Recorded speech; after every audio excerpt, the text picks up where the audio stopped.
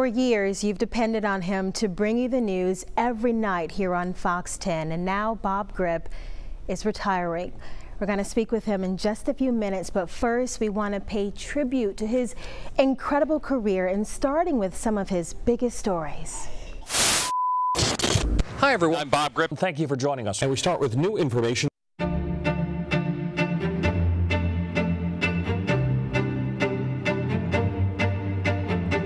The story of Bob Grip's career is also our story. It's a story that began in the mid-70s. When I was in graduate school, I started working at a station in Columbus, Ohio, and I met a fellow who was the 11 o'clock anchor there, and he said, hey, you know, I'm going to be a news director down south, and if you need a job when you get out of grad school, call me. I thought, boy, this TV business is easy. All you have to do is call somebody up and get a job. I was wrong. I called him up after I got out of grad school. He said, come down here and be a reporter. And there I was. I looked on a map to find out where Mobile, Alabama was. When I first started to get into TV news, we were still shooting film that had to be processed. And then we did a quick transition to videotape. And you had clunky equipment, and it was heavy. And on the weekends, when I would anchor, I was the reporter, I was the weather guy, I was the sports guy. My wife came along with me. Very often she's carrying a tripod or she's helping run the teleprompter. She didn't get paid for any of that, but I'm really grateful that she did. One of the biggest stories Bob covered in the early years was Hurricane Frederick. I hope I never see another storm like Frederick. I could hear the roof of the building vibrating. And I remember telling the audience, I think the worst of the storm is upon us now. And almost by cue, all the power died. Whoosh. Eventually, we got power on because of a generator and had to do the news outside on the sidewalk. Let's go. It was hot. And still, the sound of chainsaws make me think back to Hurricane Frederick and how miserable that was and how miserable it made life for everybody. Here's why we're here. Hi everyone, I'm Bob Grip. Segregation. In the 80s, Bob quickly established himself as the go-to anchor on the Gulf Coast. He traveled the world to get important stories, including a trip to the Vatican and a meeting with Pope John Paul II. After a mass that we videotaped at the Vatican, there was a chance where the Pope was going through a receiving line. He was going through pretty quickly. So as the Pope came by, I was watching the interaction. I thought, I have to do something to stop him in his tracks. So I spoke Slavic to him because it was what my grandmother used to speak. This is our television commentator from Mobile. He is. Slava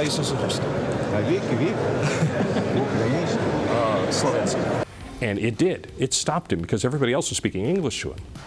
And he started to respond back and forth, back and forth. He had an aura about him where you could almost see that he was going to be a saint someday, which he turned out to be. I think communism fell because of a lot of what he did. 5 years later, Bob was in Kuwait, taking part in a special remembrance. This happened after the end of the first Gulf War. And the government of Kuwait wanted to honor the families of those who died.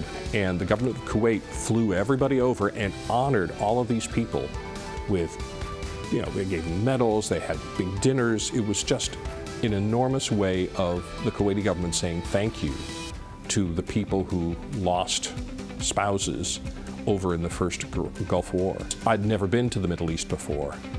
Never been up to the border with Iraq, which was a hostile party at that time. To be able to see things firsthand is one of the benefits of being in this business, where you don't just read about it, you can see it, you can feel it. You instill confidence. You mean because of the base closing operation? Over the years, Bob covered a number of presidents and a governor's resignation. Where we expect Governor Robert Bentley to resign. He's seen the shift from that clunky, heavy equipment to handheld reporting. Going to London was probably the most fun I had in terms of using technology, because I was shooting basically a series of stories and I had no camera, I had no photographer, so I shot everything with my iPhone, I edited everything on my iPad, put it in Dropbox, sent it back to the station. It cost nothing to send the stories back here to Mobile. Technology has been, I think, my friend. I love to play with toys. I never outgrew the need to play with toys. Through it all, the word anchor always fit him perfectly. Thank you for joining us tonight. Have a good night. And over the summer, Bob was inducted into the Alabama Broadcasters Association Hall of Fame. It is with honor and great pleasure that the Alabama Broadcasters Association inducts Bob Grip, one of Alabama's most illustrious broadcasters, into its Hall of Fame. Bob. Quite an honor for a man who's given just so much to the Gulf Coast over the years. And you know, education is also a big part of Bob's life. So when we come back, we'll have a look at his contributions.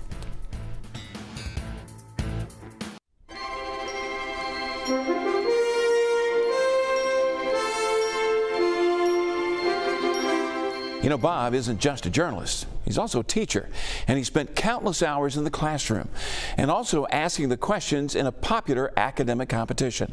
Thrilling day of testimony in the capital murder case. Let's take a look at what's going on across the Gulf Coast today. To get answers, I went to the sources. This is how most of us know Bob Grip. You probably have one in your house as a heat pump. This is also Bob, asking questions of our area's brightest high school students as part of the High Q program. I love the way schools uplift students. That's what High Q does. It holds them up as role models for the rest of the school, because we do these competitions in front of practically everybody in the school.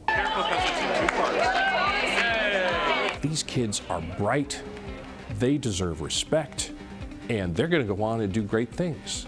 And so I love the fact that I've been doing that for probably 30 years and will continue to do that to highlight students who excel in their academics. Over the years, Bob also taught the brightest journalism students at Spring Hill College.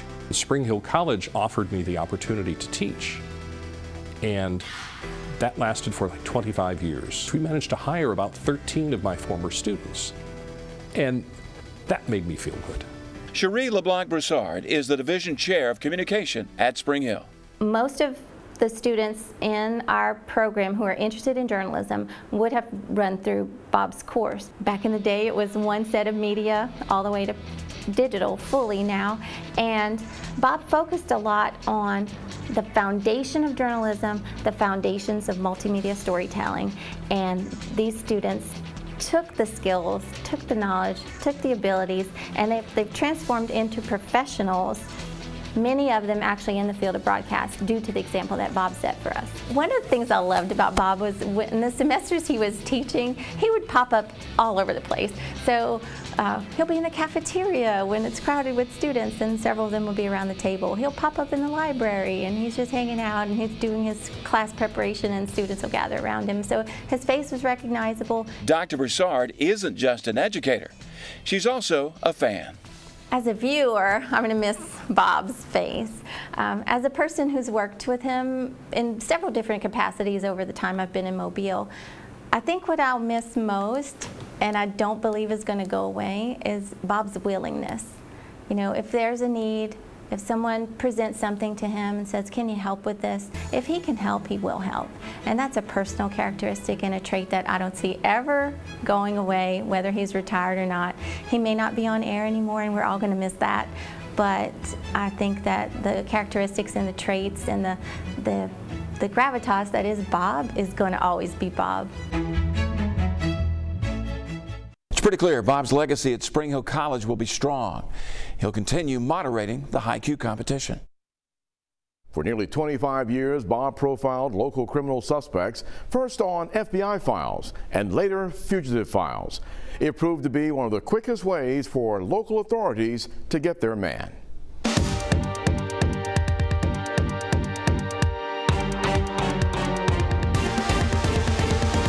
It's a story told over and over for more than 2 decades. A suspect captured after being profiled on Fox 10 News. It started almost by chance. It was a simple idea. It was, to help the FBI at the time or local law enforcement find somebody who they couldn't find. put their picture up, tell the story about what they're accused of doing, and then put up a phone number and say, you know, if you know where this person is, please call. But there's still one person who is still on the loose. In 1994, Bob became the first journalist to work with the FBI on a weekly basis to profile suspects. Word spread quickly. What he did here in Mobile has been replicated at many stations around the country, because we heard, and I heard from a number of my colleagues in the FBI around the country, that Bob's work was so pioneering and so supportive of what we were trying to do in law enforcement. I'm a crack smoker. Why did you rob the bank? Why did you become a news anchor? Pays better. It took off, and by the time I stopped doing Fugitive Files and gave it to Byron, we had more than 720 arrests in that period of time. And I think it made the community safer. Safer communities, and an enduring legacy of working closely with law enforcement. Over the years, Bob was recognized by the FBI, the U.S. Department of Justice, and the Mobile County Sheriff's Office for his contribution to law enforcement. Since the moment Bob's retirement was announced, tributes have poured in from across the Gulf Coast and beyond. The celebration started on Dauphin Island. Bob Grip is Mobile. Every time you turn on the TV, that's who you look to. Who would not know Bob Grip and know the news? I mean, he's just the news. At the People's Parade, Bob Grip! The star attraction was the Gulf Coast's best-known news anchor. Congratulations on your retirement! Everybody's in a good mood during Mardi Gras. No matter what has happened in the world, everybody seems to really get up for Mardi Gras. And that's the fun part, is everybody's in a good mood. And that was just the beginning. From induction into the Alabama Broadcasters Association Hall of Fame to a special night celebrating Bob's career and recognition on the House floor. Mr. Speaker, I rise to celebrate Bob Grip on his retirement after 33 years. It has been a year to remember. He deserves it, but I hate for him to leave the industry, because we need people like him. Even though Bob won't be on the news every night, he'll be around, and he plans to keep on enjoying Mardi Gras. I hope that occasionally I might be invited back on a float. Who knows, but I'll be on the sidelines waving to folks anyway. Bob, it just won't be the same here without you, but we wish you a great retirement. And through the years, Bob has helped countless journalists on their own journeys. You're going to hear from some of them when we come back.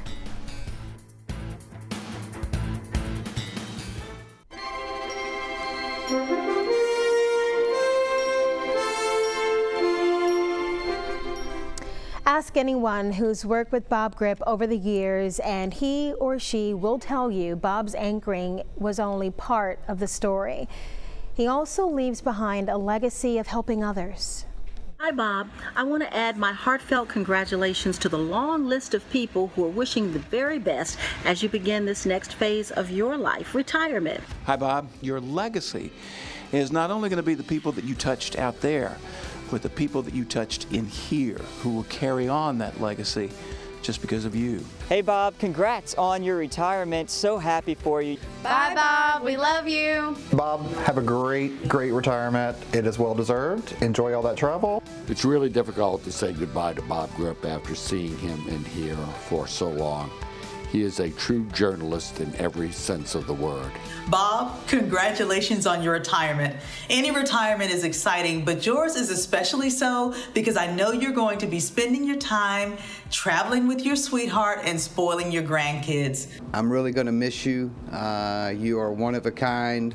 You deserve this great retirement. You've been a great help over the time that I've spent with you, and you've been an inspiration, and just want to thank you for that. I'm from this area, so I grew up watching you my whole life, and it's been an honor just to work with you and to learn so much from you. Bob, it's been a pleasure working with you for the last 22 years. Bob, my wife Jan and I wanted to thank you for helping our daughter with her senior project. Her topic was stage fright, and you were so gracious to allow her to come to the station and interview you. So thank you for being the man you are on and off the camera.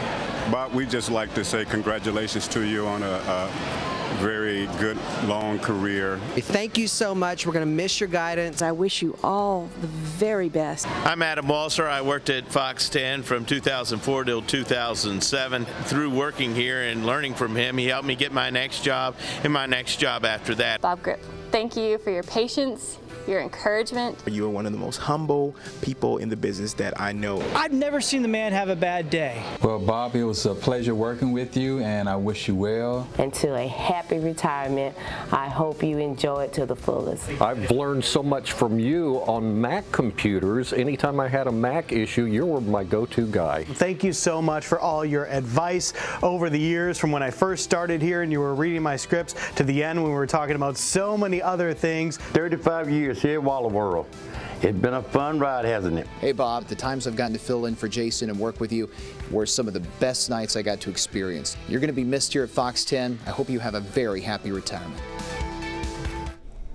We all wish him a happy retirement, but when we heard that Bob was retiring, we had one big question. Why now? And you're going to hear Bob's answer when Telling the Story continues. Friends have told me that, when it comes time to retire, you'll know it. I think that point came, about a year and a half ago. I'm 66 years old. I can draw full retirement. And it seemed like, it might be time to spend more time with grandchildren. I think they're a big reason. Grandchildren and travel are like right up there. My wife and I are looking forward to doing more of that.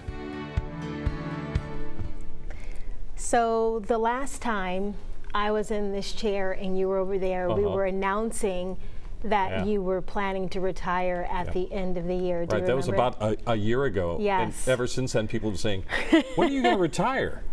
And now that it's finally here, now that this is it, what are you thinking right now? Like at the end of the 9:30 segment, I thought, I'm going to get through this. And then I got to the end, and I was like, I could hear my voice starting to crack, and I was like, I didn't think I was going to do this. Why not? What is it that's bringing out that emotion now? Oh, I think just thinking back over all of that time, telling people stories and relating to people, and especially now over Facebook and Twitter, everybody can access you.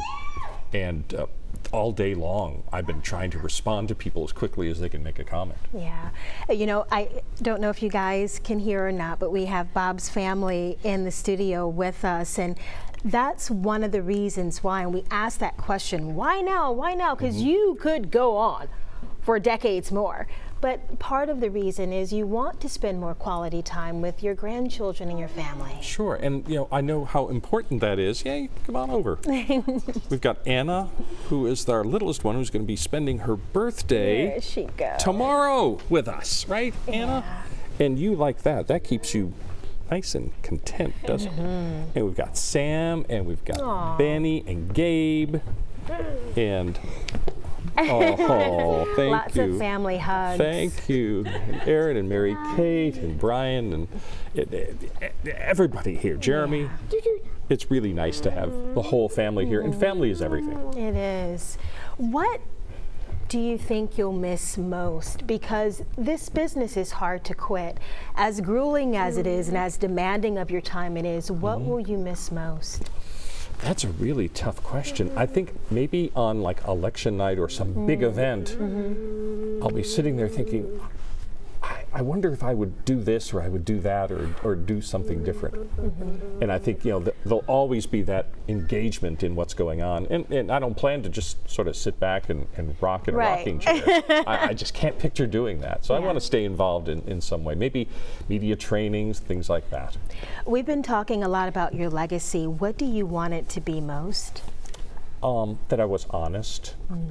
And open to people, and sometimes honesty works in your favor, sometimes it works against you. But just that I've tried to be as honest as possible. All right, well, that is all the time that we have for now. I want to thank you Hey. for 10 years of being my co-anchor. It was truly a pleasure. Thank you. Thank you You very guys much. have a special guy, but I'm sure you know that. Yep, we do. Yes, we do. Thank you. I'm a very happy sister. Oh, thank you. Bye, guys.